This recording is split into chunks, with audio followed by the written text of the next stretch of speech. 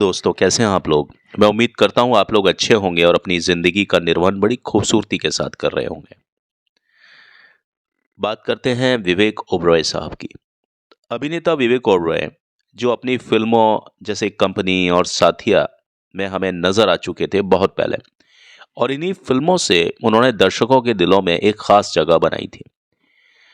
Well, Vivek Oberoi ने Hindi film industry में lobby का सामना किया, और उनके यानी जितनी भी लॉबीज़ थी उनके सामने उन्होंने झुकने से इनकार करने के बारे में अब बड़ी तफ़सील से बताया है। उन्होंने अपने करियर में कई ऐसे मोड़ देखे जब उन्होंने अभिनेता के तौर पर काम करने का अपना जुनून बनाया, और साथ ही साथ उन्होंने इस लॉबिंग को भी झेला। वेल, पेशे के रूप में उन्होंने एक्टिंग को अपना करियर बनाया था। विवेक ओबरॉय ने फ़िल्मों जैसे कंपनी और साथिया के साथ रुपहले पर्दे पर बड़ी ही धमाकेदार शुरुआत की थी, और ये सब बातें जग जाहिर है हम जानते हैं। एक वो ऐसे अभिनेता के रूप में उस समय उभरे थे कि उन्होंने खुद को स्थापित किया, इस तरह से स्थापित किया कि जैसे एक आम लड़के और खतरनाक गैंगस्टर की भूमिकाओं में जो बड़ा ही सहजता से काम करता था।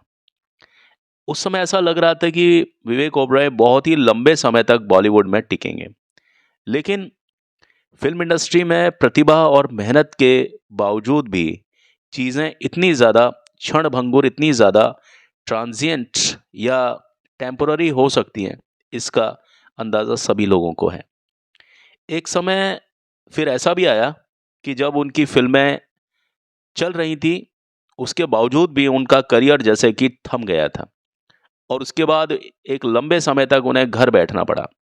हालाँकि विवेक ओबरॉय ने पहले से ही अपना एक प्लान बी, जिसको वो प्लान बी बोलते हैं, वो तैयार कर रखा था। आज 22 साल बाद विवेक ओबरॉय एक सफल उद्यमी हैं, एक सक्सेसफुल बिज़नेसमैन हैं, जो कि अपने कई बिज़नेस को एक साथ चला रहे हैं, और साथ ही साथ अपने फ़िल्मी करियर को भी सँभाल रहे हैं। आज विवेक ओबरॉय दुबई में रहते हैं, और वो अपने अभिनय के जो पैशन है, अपना एक्टिंग का जुनून है, उसको भी साथ-साथ जीवित रखे हुए हैं। वेल, अ,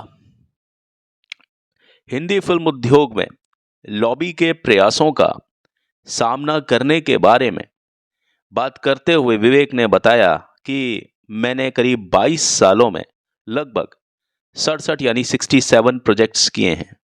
लेकिन यह इंडस्ट्री बहुत ज़्यादा इनसिक्योर्ड, बहुत ज़्यादा असुरक्षित जगह है।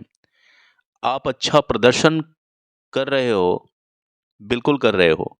आप पुरस्कार जीत रहे हो, बिल्कुल पुरस्कार जीत रहे हो, और एक अभिनेता के रूप में आप अपना काम कर रहे हो, कर सकते हो। लेकिन फिर भी किसी और कारण से ऐसा होता है या ऐसा हो सकता है कि आपको काम फिर मिले ही ना। सन 2007 में जब विवेक ओबरॉय ने film shoot out at Lokhandwala की, तो उनका एक गाना था गणपत दारूला।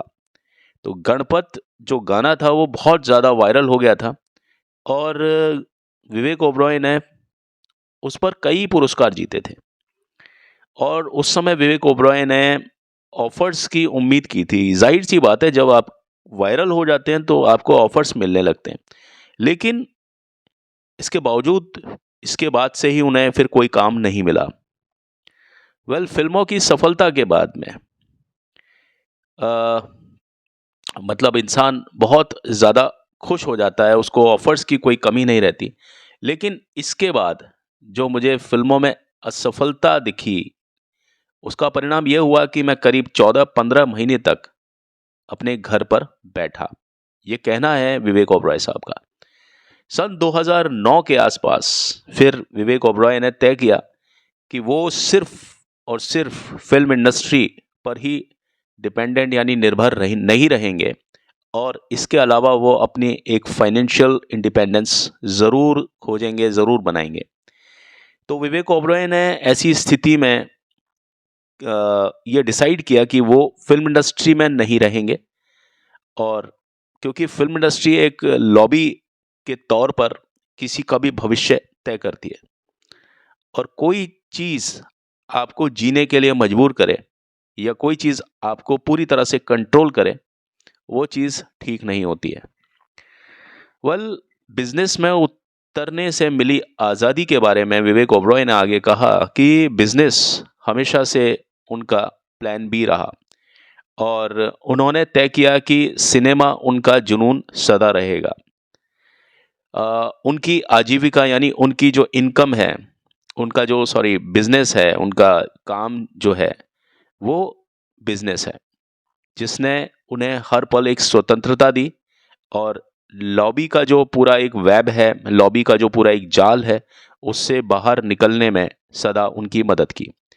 विवेक कहते हैं कि मैं अपनी आत्मा को बेचकर किसी के सामने झुककर जीवन नहीं जी सकता था। कुछ लोग इससे अपना जीवन चलाते हैं, लेकिन मेरे लिए यह करना बिल्कुल भी संभव नहीं था। वेल, प्रेजेंट में विवेक ओबरॉय के पास 3 फिल्में हैं और वो अपनी कंपनी सोल ट्रियो को बहुत ज़्यादा एक्सपोज कर रहे हैं, जो लैब में बने हीरे की ज्वेलरी को सेल करती है, बेचती है। बॉलीवुड में 22 साल लंबे सफ़र से मिली एक सीख वो शेयर करते हुए कहते हैं कि मैंने बहुत सारी चीज़ों को लेकर लाइफ में टेंशन ली, बहुत ज़्यादा टेंशन ली, लेकिन अब समझ में आता है कि वो सब चीज़ें बेकार होती हैं। जीवन खुद ही चीज़ों को सुलझा देता है। यह एक कार्मिक एक चीज़ है, ये कर्म का हिसाब है। आप यहाँ अच्छा करेंगे तो वही लौटकर आपके सामने आएगा। अगर आप बुरा करेंगे तो आपको बुरा ही मिलेगा। कोई व्यक्ति बाहर से बहुत सफल है, बहुत ज़्यादा महत्वपूर्ण दिख सकता है, लेकिन अंदर से वो खाली, दुखी और अकेला हो सकता है। यह उस व्यक्ति का हिसाब है। जीवन चुनावों के बारे में है। आज भी अगर आप अच्छा चुनते हैं तो आपका जीवन कल से ही बदलना शुरू हो जाएगा। यह हम ही हैं जो चीज़ों को नहीं करते और फिर भगवान और किस्मत को दोष देते हैं। यह ऐसा है जैसे हम ह्यूमन डूइंग्स बन गए हैं, ह्यूमन बीइंग्स नहीं। आगे विवेक ओबरॉय ने यह भी कहा कि मैं अब उम्र के ऐसी अवस्था में हूँ जहाँ पैसा, शोहरत, सफलता और गौरव मैंने बहुत देखे हैं और अब ये मेरा जीवन बदलने वाला नहीं है।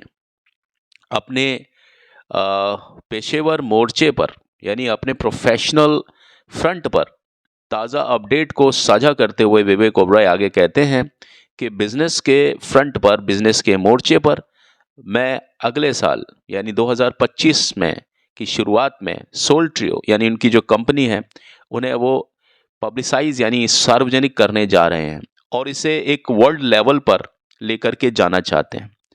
जहाँ तक बात फिल्मी मोर्चे की है, विवेक ओबरॉय ने 3 फिल्में साइन की हैं। पहली फिल्म जो आएगी वो मस्ती सीरीज़ की है, मस्ती 4, जिसमें दोबारा से जो स्टार कास्ट है वो लगभग वैसी ही रहने वाली है। यानी विवेक ओबरॉय के साथ होंगे या नज़र आएंगे आपको रितेश देशमुख, आफताब शिव तासानी और यह फिल्म जो है इंद्र कुमार जी की फिल्म है और आपको मालूम होना चाहिए कि इंद्र कुमार जी की फिल्म कितनी मज़ेदार होती है और बड़ा ही गजब की फिल्में होती हैं इंद्र राज जी की। तो अ, और इसे निर्देशित कर रहे हैं मिलाप ज़वेरी साहब। बहुत अच्छे डायरेक्टर हैं। हालांकि कम फिल्मों में डायरेक्शन दिया है, लेकिन बहुत मजा हुआ डायरेक्शन होता है इनका। इनकी पहले वाली जो फिल्में थी, जो पहली वाली जो मस्ती थी, उसको करीब 20 साल हो गए हैं और अब फिर से ये जो टीम है रितेश आफ्ताब के साथ में, ये फिर से वापसी कर रहे हैं और ये आलम पूरा दोस्त और दोस्ती का आलम है। और इस फिल्म की जो रिलीज़ है वो 2025 में होने की संभावना है, क्योंकि इसकी जो शूटिंग है वो मार्च अप्रैल से चल रही है इसी साल। यानी 2024 में मार्च अप्रैल से इस फिल्म की शूटिंग लगातार चल रही है और बाकी 2 फिल्में अभी अभी डिक्लेयर्ड नहीं हैं, घोषित नहीं हुई हैं, लेकिन वो फिल्में बनने का है और उसको लेकर के विवेक ओबरॉय बहुत ज़्यादा उत्साहित हैं। आज की सभा में बस इतना ही। अगली सभा में मैं आपके समक्ष एक बार रूबरू फिर से होता हूँ। मैं हूँ आपका दोस्त, आपका होस्ट हेमंत कुमार। अभी रुखसत चाहता हूँ। आप लोग खुश रहें, आबाद रहें, मस्त रहें और अपनी अपनी ज़िंदगी में सदा व्यस्त रहें। Thank you, have a nice time, God bless you, bye.